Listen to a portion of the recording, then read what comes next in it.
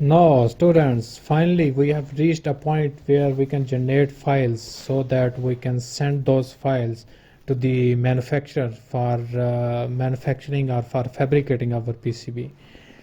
So with the board design finished, the final step is to generate fabrication output so the board can be manufactured. So in order to do that, open the plot dialog by going to File, and over here click on the plot, or you can use the plot over here button on the top toolbar. Click on this plot, and over here you have to specify your output directory. Let's say click on this folder icon, and in our get started folder, let's make another folder with the name Gerber, and let's just select this folder and select this folder. And do you want to use path relative to? Yes, click yes. Now we have to specify the layers for which we want to generate the Gerber files. So make sure that you have your copper layer selected. Currently we have two copper layers, that is front copper and bottom copper. We have selected these, and also make sure we have edge cut selected, which means that defines the boundary of our PCB.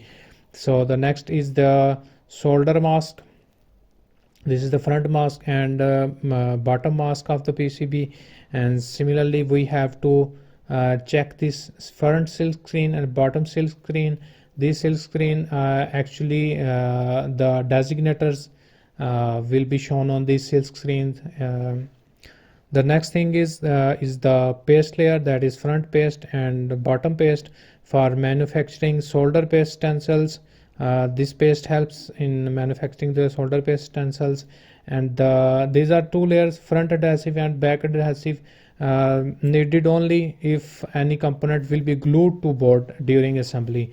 But now we don't have any component that needs a glue to also fix with the PCB. So after all these layers are selected, over here on the right bottom you can see over here is the plot button. Click on the plot, and these will plot all these layers that we have just checked. And when it's done, the next step is to generate drill files to specify location of holes that will be drilled in the board. Over here click on the generate drill files, and again click generate drill files, and when it's done, close this and close this.